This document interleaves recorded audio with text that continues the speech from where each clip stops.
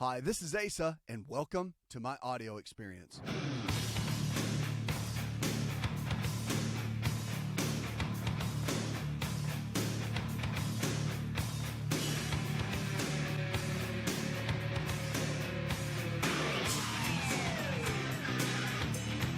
Your life. Remember, if the body can get sick, you can also get well. Lifestyle is the medicine. So the choices we make every single day, they matter.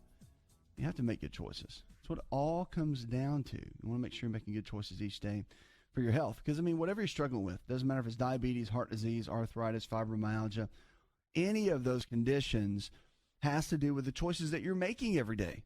And that's why you don't see a bunch of 20-year young somethings sick all the time, right? Take some time to build that up. You think, well, that's just because you're getting older. Not really.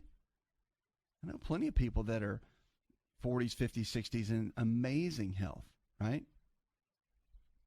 So you can do well. You just have to make sure you make the right choices. It's what you do every day that matters. 888-283-7272. Give us a call. If you haven't checked out our health resort yet, you should. Go online, check it out. Go to the website. You'll find out details there about the new health resort down in Florida and our quarters down in Daytona, just north of Daytona Beach. But it's a good market. It's a great place to go if you have any kind of health challenges, say blood pressure issues, diabetes, you're overweight, you really just can't seem to get your lifestyle choices together. You do a diet, doesn't work. You've been trying different things, and the doctor just keeps telling you, you need to lose weight, you need to do this, you need to do that, and you just don't know how. That's what we do. We've got a whole team that we put together that can help walk you through a typical day and get you where you need to go. So if you need information, give us a call. 888-283-7272. We're going to Tiffany now. Hi, Tiffany. Purpose of my call is to find out about hair loss for my 29-year-old daughter. Okay. I was looking for maybe some suggestions. Thank you very much. Yeah. One of the things that you have to look at in something like this, if she's 29, okay, and there could be many, many things going on. Now, she needs to definitely get tested, go to her physician and get some blood work done on a regular basis. I think that needs to be looked at and explored because hair loss at 29 could be thyroid. It could be a mineral deficiency, something as simple as that. It could be blood conditions. She could have an underlying pre-diabetes condition that's starting to show itself and not even know it. It could be autoimmune. Body could be attacking itself for whatever reason. So she needs to hopefully get to a physician and just have them run some of the basic tests and get a good idea. The tests don't lie, okay? Especially blood tests. The power's in the blood. So get in there and she can get that done. Now you can let us know if you'd like what they find, and then we can have another conversation. But that really is what needs to happen first. It's not just, okay, your hair's falling out, take this. It doesn't work like that. I'm not a big fan of that. Some people will do, but I really am a big fan of doing the test, seeing what's really there, and then coming up with a good solid game plan. Okay, 888-283-7272. That's 888-283-7272. Give us a call or go to the website. So much that people struggle with. It's pretty amazing with their health. And one of the big keys is understanding that you don't have to be stuck. You don't have to be in a place where you don't feel like you can get out.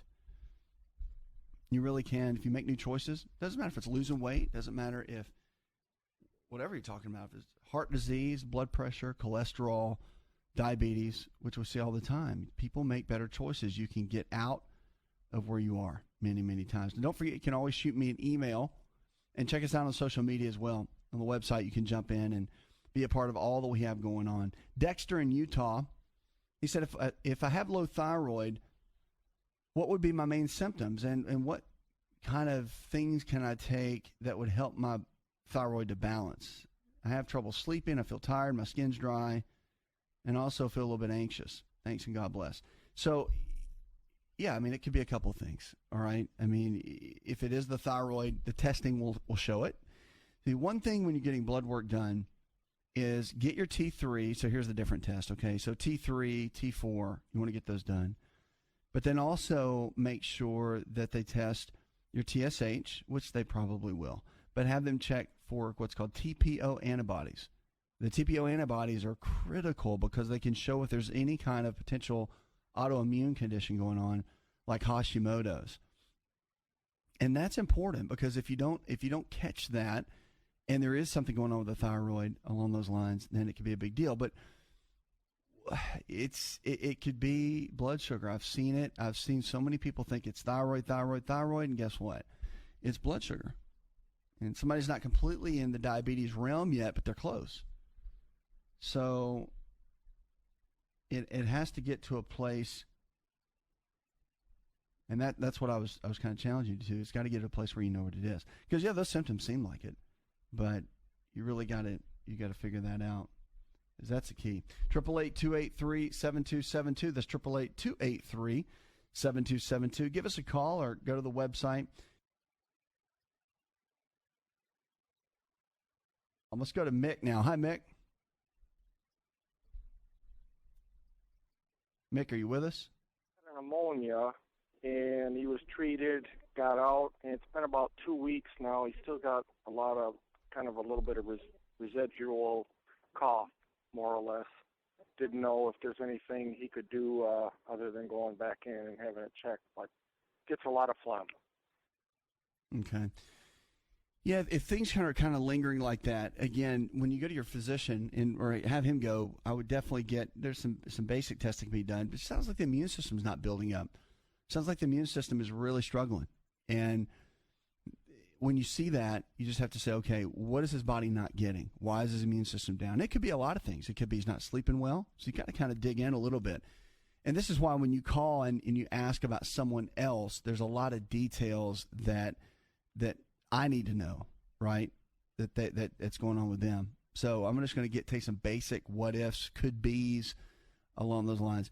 So if he's not sleeping well, then that could be an issue. If they haven't checked his vitamin D levels, they need to, because vitamin D is going to show if it's really low, somebody deals with pneumonia or they deal with any kind of upper respiratory or some form of respiratory condition, that typically can cause some major issues. Like within the lungs, you can have lingering of many conditions when the vitamin D levels are low. Okay, then the other one to look at, and this is really important, with something like the constant phlegm, you got to look at the color of it, and the color of it will tell you where the origin might be. For example, it might be viral, could be bacterial, could be yeast buildup that could be causing it, and different colors mean different things. Like kind of a green brown color is typically viral. And if it's bright yellow, typically bacterial. And that's typical, it's not always. And then if it's like a white clear, sometimes it could just be a yeast or fungal type deal that could be in there. So I would have that looked at and take a look. And those are kind of questions to ask that could make a difference and figure things out. But I'd get to let the doctor handle that and get in and figure out exactly what's going on. Let me know when that happens. 888-283-7272. You're listening to some Health Coach Radio right here.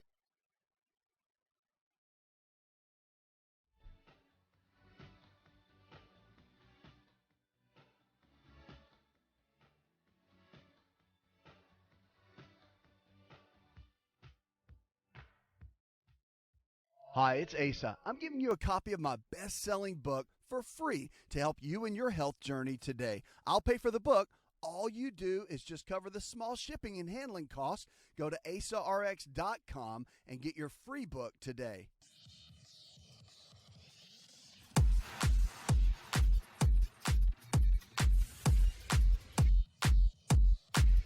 To find out more, connect with On Call Radio online at InShapeNetwork.com. Lines are open, 888-283-7272. That's 888-283-7272. Now, I'm about to talk about something that's really interesting. I think women are better at this than men when it comes to it, but it's about being in the present for people in your life and for anything, especially for your loved ones, because this is something that I think many people struggle with in different ways. So like all of us, we have full schedules. We can get into a place where you're doing three things at once, multitasking. Multitasking is definitely a better trait with women than men if you look at the overall statistics. But when you give your attention to somebody, you need to give your attention to them. It's called mindfulness. And the idea of mindfulness is that life should be lived in the present, not thinking about what's happening tomorrow, what's happening 4 hours from now, especially when you're with people. It's one thing if you're by yourself and you're doing work and you're trying to make multiple things happen. But when you're with people, that's when it's very important to focus for what you're right in the middle of doing. So they did a study it's called the Center for Mindfulness in Medicine, a stress reduction clinic, and it was in Massachusetts, University of Massachusetts Medical School. But they said, here's the deal. They said, here's a couple things that'll help you stay focused in the middle of what you're doing. And you probably see this now. Somebody's on their cell phone, right? Smartphone, whatever. And they're working on that while they're talking to you and listening to music at the same time. You ever seen that? You ever go to a restaurant, see two people sitting at the table, right? Like maybe a date, and they're both on their phones whole time, even while they're eating, holding the phone in one hand and not even talking. I've seen people sit in a restaurant texting each other, not even talking, while they're working on things on the phone, right? So it's being in present. It really tears me up when I see parents on their phones when they're with their kids. It's like, it just really, it's not a good thing. And the technology is great, but it's not great for relationships in a lot of ways. So it's one of those deals where being in the present is important, I think, especially for parent-child relationships, but really for any relationship, and being in that place. So here's a couple things you can do to keep from multitasking and keeping people kind of keep from alienating others, rather. When you start a task, imagine you're doing it for the first time. So be curious, feel sensations like you've never experienced them before, and focus. So you focus on being in the present. When you're overcome with emotion, you can take a step back and trace the emotion's origin and duration. Okay, mindfulness teaches that recognition that emotions are fleeting, which helps to reduce fear and anxiety. So if you get to a place where something else is causing you a lot of anxiety, for example, it may be financial stress, or you got a work project that's due, or a school project that's due, but yet you're trying to spend time with someone, that project or whatever's due, or whatever the stress is, or lack of whatever you don't have, you have to focus in the moment of who you're with, or what task you're at, and put that to the side. It makes a huge difference. And I can tell you clinically, you can see this. A lot of people deal with anxiety and stress that they don't need to. I mean, it's brought on by themselves. Many times depression, a lot of times, is brought on by themselves. It's not just genetic. And a lot of times it's life happens, no doubt, but it can also be a trigger in that regard. So you want to immerse yourself in your immediate surroundings too, not what might be, not what was yesterday, not what just happened when you're driving in, not what might happen tonight, but in your immediate surroundings where you are right now, so you can focus on that.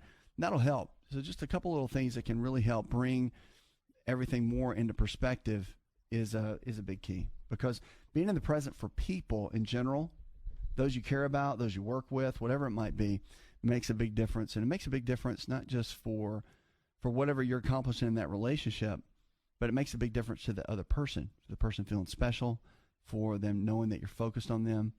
And again, that's a big deal. It's something I think we're losing a lot of today, that we don't have as much of as we, say, had 5-10 years ago, for sure. And you're seeing it. 888-283-7272. Let's get over to Paul. Hi, Paul. 52-year-old former smoker with COPD, and I was hoping for a holistic approach to help complement, the regimen they got me on, with some inhaled corticosteroids and also some nebulizer treatments as needed. I'd sure appreciate any help you folks could offer. Sure. I mean, I can tell you a couple things that really would help. COPD is it's a challenge, okay? Because typically when you get COPD, it's like you're waiting your time before you pass on, right? They almost call it just a fatal condition. But the big thing about COPD that we're finding now, a lot of promise with COPD, is stem cell therapy. And it's FDA cleared. It's not definitive studies that it completely will, it's okay by all the different medical colleges, especially the American Lung. But, it's one of those things that there are lung centers that are designed just for stem cell therapy, and they're getting great results. In Europe, they've been getting great results for a long time with it. It can repair and regenerate the tissue. Does it work for everybody? No. Are there amazing results that happen? Yes. And so stem cell therapy is a great option for somebody that has COPD. And again, it's not evidence-based yet. I do believe that after enough studies are done, though, it will be, because it's just an amazing, amazing tool. Now, the other key is to make sure you're always constantly in a place where you want to keep inflammation down, right? So that's your eating habits. Eating habits are a big deal. So the anti-inflammatory based diet, which is in my book, Empowering Your Health, check that out. You can find a good, simple, easy way to keep the inflammatory foods out of your system and keep it to a place where those kind of foods are at the greater part. And then, of course, the inflammatory type foods, processed foods, are very low. And again, with something like COPD, that's a big deal. I mean, that's kind of your foundation for all of that. Now, the other thing is L-taurine. All right, L-taurine is an amino acid that has been shown to repair and regenerate lung tissue specifically. So if you use L-taurine on a regular basis, it can help repair the lung tissue, and that's a big deal. Because they say once you quit any kind of smoking or whatever, take up to 8 years to completely repair the lung. Stem cell therapy. Did you know that you can listen to the Asa Rx audio experience on Spotify and Pandora? For all the ways to watch and listen, check out our show page at asarx.com/experience.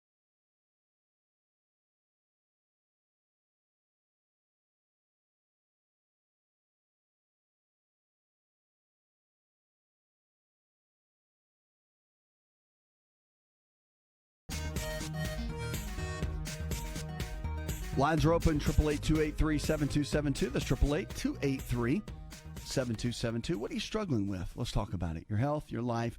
Remember, if the body can get sick, it can also get well. It's about lifestyle. So lifestyle is the medicine. So the choices you're making right now, they do matter. The good news is you can make better choices and do great. Check out the website. Have you ever heard of melatonin?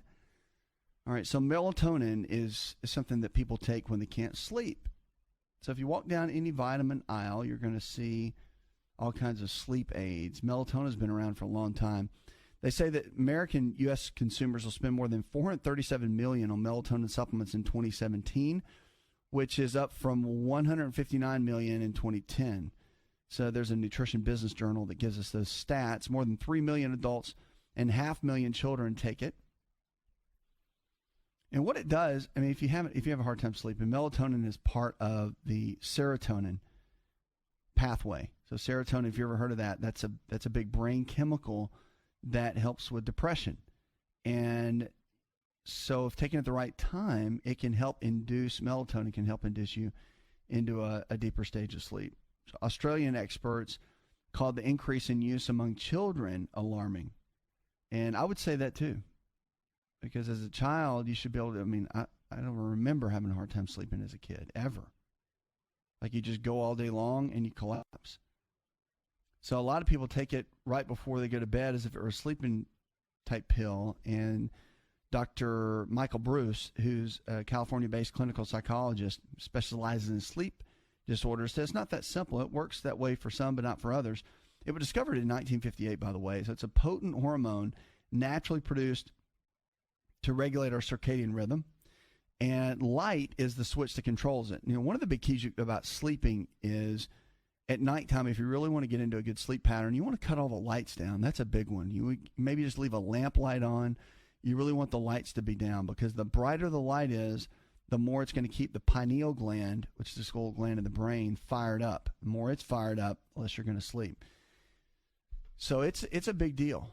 Since the 1980s, though, the dietary supplement makers have billed melatonin and made it into a lab promising as a sleep aid. It does for some, but not others.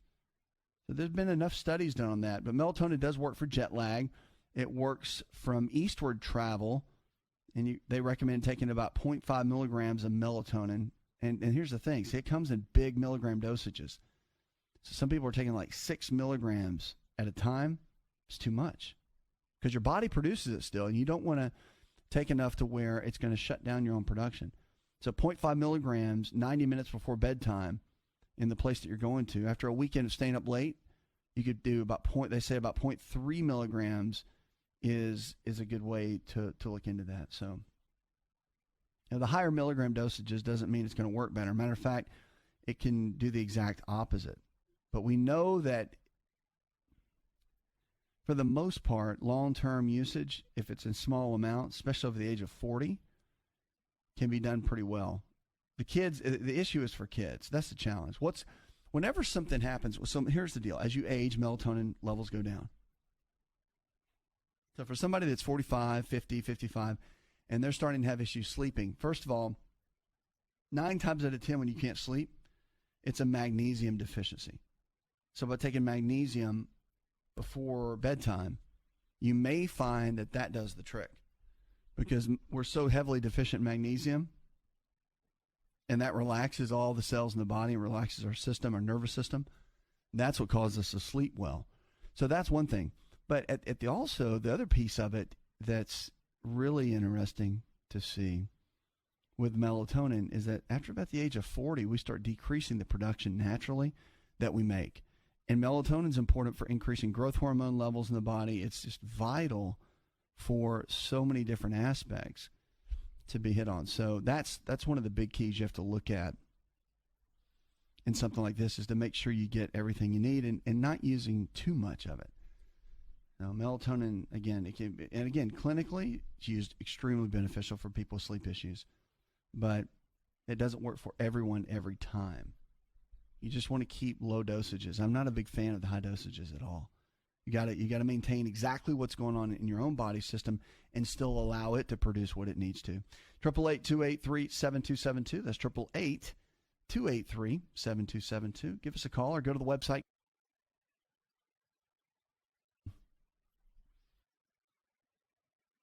Jessica says to us, she says, my husband comes from a family where most of the men end up with Alzheimer's disease.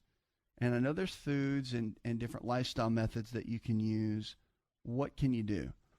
Well, a couple things. Alzheimer's is now seeing a pretty strong rise, of course, in diagnoses, but it really comes down to what you eat on a regular basis. The foods that will help support the body with Alzheimer's, especially any kind of neurodegenerative brain breaking down, for example, condition, is it really comes down to minerals. It comes down also to making sure your body's getting a little bit of everything you need with a healthy fat. So the healthy fats play a big role in protection. We went through that whole phase of low fat, no fat type diet. Everybody thinks that if you eat fat, you're going to get fat. It's not true. If you eat the right kind of fat, you actually get leaner, thinner, then you will gain the weight. So it's a lot of the excess carbohydrates that are doing that. But with Alzheimer's, they found that almost 40 to 50% of your overall daily caloric intake, if it's dealing with healthy fats, then you're usually going to come out okay. So that's things like fish oil, avocados, nuts and seeds, whole eggs. Those are all extremely protective to the neurology, to the neurological system. So just a couple of things to think about for sure, because that's a major player, and it makes a big difference. 888-283-7272. That's 888-283-7272. Give us a call or go to the website. And if you're looking for a lifestyle provider, someone in your area that believes just like we do, all this nutrition and lifestyle-based care we talk about, just go to the website. Our team members can always help you find someone in your area to help, to really take you from where you are to where you need to be, because you don't need to be stuck. You don't need to be in a tough place. You want to be where you can really thrive and you can really make it. And that's really what this whole thing is about. We want to help you get there. 888-283-7272. Let's get to Jimmy. Hi, Jimmy. I've been struggling with a lot of small health issues over the last few years, a lot of fatigue, and also depression and digestive problems. And I've tried a lot of different diets, like gluten-free, dairy-free, sugar-free, and eat super healthy. I don't eat fake gluten-free stuff. A lot of quinoa and rice to supplement carbs and stuff. And constantly gaining weight. I don't have a thyroid problem. I just had it checked. I have a small case of hypoglycemia. I do have some food allergies. Nothing major, just kind of sensitive. So just wondering if I could get some advice on that. I've been struggling with this for at least like 10 years. I'm 25 now. So, yeah, it would be really great if I could get some answers. I'm really frustrated and confused. I'm sure. Yeah, the thing is, Jenny, this. You have to look at, when you've got multiple conditions going on like that, to get to the root cause, usually you got to step back and say, okay, what are the nutritional deficiencies? Like where did the body start breaking down in the first place, especially because you're 25? And that's a big deal within itself. So it's figuring out, okay, you always start with the digestive tract. Everything starts there, right? Power's in the foods that you eat. All of that is vitally important. So the foods that we eat every single day, they matter. They make the difference, and they play the role. So you want to get down and figure that out. So I get some testing done with your physician to check. You want to eat in a way that cuts out a lot of the inflammatory pieces. So things like, and again, things that are not so much evidence-based, that some doctors won't really agree with, but things like yeast and fungal issues that can build up from eating too much sugar or too much bread or too much pasta. It just happens. It can build up in the gut. And so by eating the right kind of foods for a period of time, it can clear those out and it can really help. So I would look at that piece first. And then the other thing is getting that blood work done, getting some lab work done to check the different, and have them run where it bases more on nutritional deficiencies, where they can see the different nutritional levels in the body. You've got to look at the regular labs first, of course. But then they can do things also like saliva testing. They can check for adrenal dysfunction. The adrenals are the body's stress glands, and if they're not working right, I mean, nothing's going to work right? For the most part. I mean, you'll be your body will be in a weakened state where it's not going to work that great.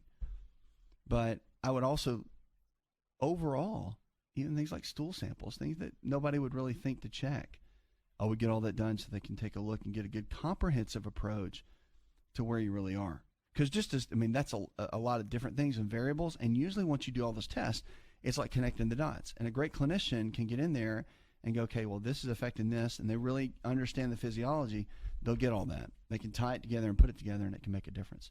888-283-7272. That's 888-283-7272. Give us a call or go to the website.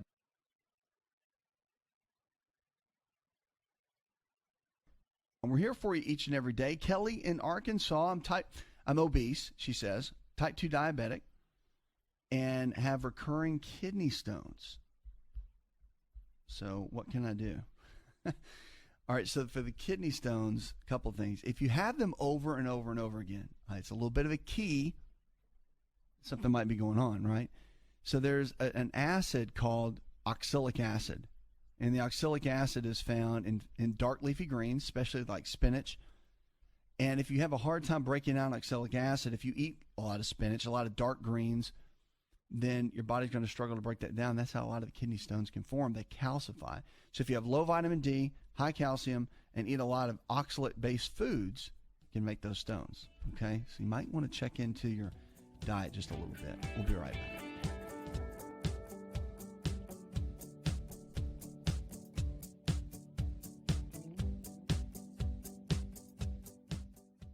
Hi, it's Asa. I'm giving you a copy of my best-selling book for free to help you in your health journey today. I'll pay for the book. All you do is just cover the small shipping and handling costs. Go to asarx.com and get your free book today.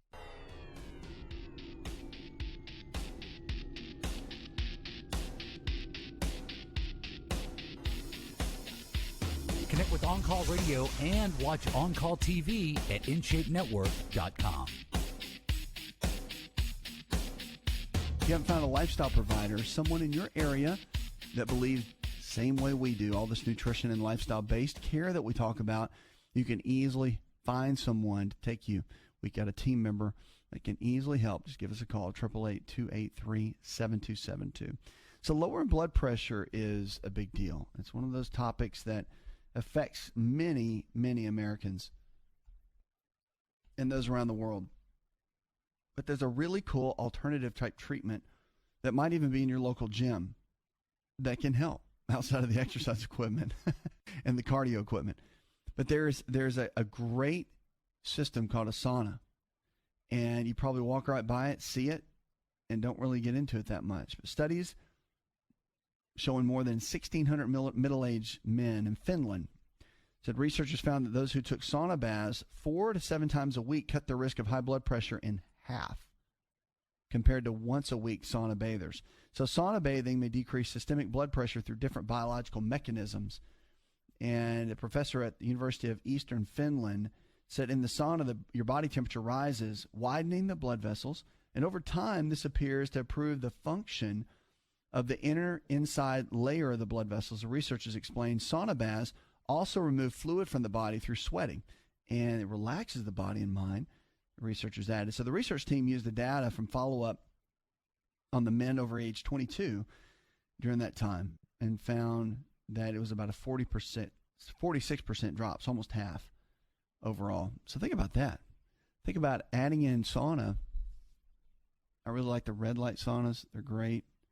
Think about adding that in on a regular basis and what that can do for your overall health. Pretty amazing. So easy to do, and really doesn't cost anything. A lot of times it's at a local gym. Many gyms have them now. Hotels have them. So when you're checked into a hotel, you should ask if they have a sauna. So very, very popular. 888-283-7272. Let's get on the phones and go to Abe. Hello, Abe. I have high eye pressure, no other health ailments, blood pressures or glucose or anything, but I have high eye pressure, but yet 20/20 vision. And the only way I know to keep that pressure in a safer range is eye drops, and I want to get off them. I take one drop in my left eye, which has 20/20 vision. I don't know if anybody on the planet that knows of a way to get off those drops, but I'm willing to listen. Well, there's a couple things. I mean, the miracles of medicine are in the middle, really happening right now. I'm amazed at what I'm seeing now in some of the research. But outside of keeping inflammation down through your daily lifestyle habits, which it sounds like you're in that path, which is good. And one of the things is making sure you're doing an anti-inflammatory based diet. Believe it or not, I think that's the core for many of the things that go on. I mean, eating equal amounts of lean protein sources like chicken, fish, beef, or eggs, low glycemic carbohydrates in the form of fruits and vegetables, and then healthy fats, your almonds, walnuts, cashews, avocados. All of that is vital for your body to have everything that it needs. And then once you have that foundation set, and once that's working well, then you can build another game plan. And I would look into this, okay? For that type of issue, you want to get a consultation with someone that's doing stem cell therapy. At least go look into it. Stem cell therapy is for repair and regeneration, even within the eyes. Okay, they're doing it now with macular degeneration, glaucoma. It's amazing the results that they're getting. Okay, and there's different types of stem cells. Okay, there's mesenchymal stem cells, which are the ones that they're typically using. You get those from the bone marrow, from the fat tissue, from amniotic fluid, from the cord of a mother. So those are multiple areas where they get the mesenchymal stem cells. And there's the embryonic stem cells, which, of course, have been said to not be used in the U.S. for a variety of reasons. So the mesenchymal stem cells are the ones that they're using therapeutically now in clinic settings. And it's regenerating, repair and regenerating cartilage, muscle tissue, connective tissue. It's amazing at what stem cell therapy is doing now. So I would definitely get a consultation. Talk to someone that is skilled in this area, that is doing stem cell therapy, and really look into that as a viable option to get you in a better position, because you don't need to be stuck where you are. You really want to get to a place where you can do well, and the stem cell therapy is a great way to do that. So I would check in there. If you need help, just give us a call. Our team members can help you find somebody in a particular area. Okay, 888-283-7272. That's 888-283-7272. Give us a call or go to the website.